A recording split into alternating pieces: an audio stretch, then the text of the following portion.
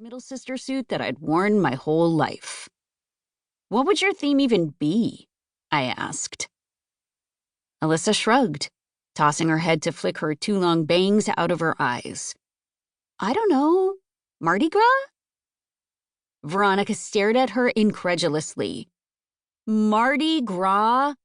You've never even been out of Texas, much less to Louisiana." "Not true. We've all gone to Mexico.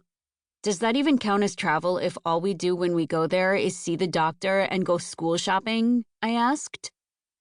"Te gusta la doctora," Mom reminded me. "And things are too expensive here. $80 for a backpack? Pinche!" Our mom shook her head, catching herself.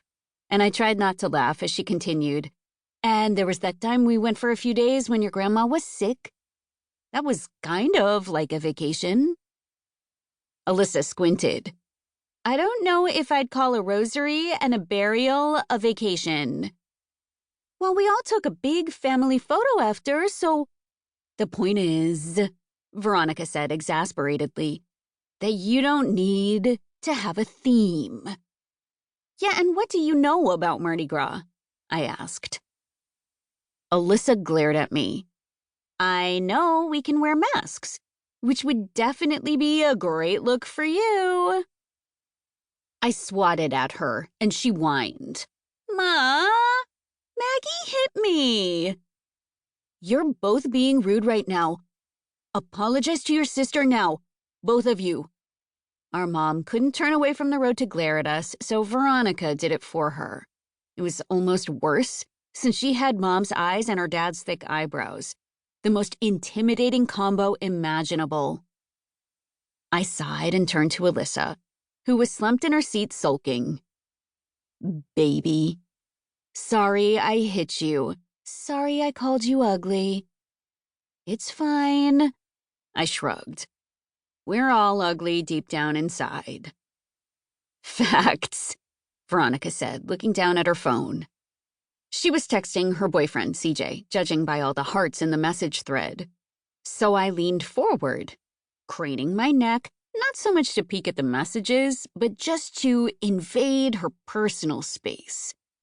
It worked, and she glared at me and pushed my head back, sending my beanie toppling off my head in the process. I slid it back on and reclined in my seat, smiling. Seriously, though, isn't Mardi Gras culturally appropriative? "We're Catholic." Alyssa thought about it as we pulled up to the sewing box, our mom parking by the curb. "I don't know. Besides, if we don't have a theme, then the default theme is me. And honestly, can any of you think of a better theme than that on my birthday?" Veronica looked over at me, and we both tried to hold in our laughter as Alyssa hummed, satisfied with our lack of answer, and undid her seatbelt, jumping out of the car as soon as Mom unlocked it, yelling, "Come on!" Alyssa might have been all jokes in the car, but in the sewing box, her gaze was trained sharply on the seamstress, more serious than I'd ever seen her in her almost 15 years of life. Alyssa hopped up to help her as she approached with the enormous garment bag.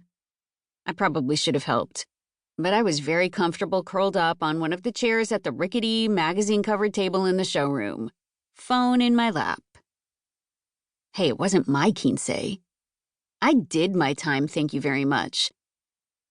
As Alyssa disappeared into the dressing room with my mother, I turned back to the text debate I was having with my best friend Amanda about whether brand new Converse could count as formal wear. I sent her a pic of the room. "Amanda. OMG, exciting. I wish I could have my quince all over again." Maggie. Ew, I could never.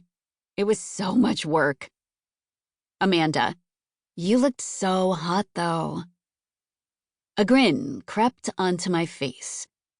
Amanda was straight, so I knew she meant it in the most platonic of ways. But that didn't change the fact that it made me feel warm inside whenever she said something like that. Veronica flipped through one of the magazines on the table. It was full of bridesmaid and dama dresses.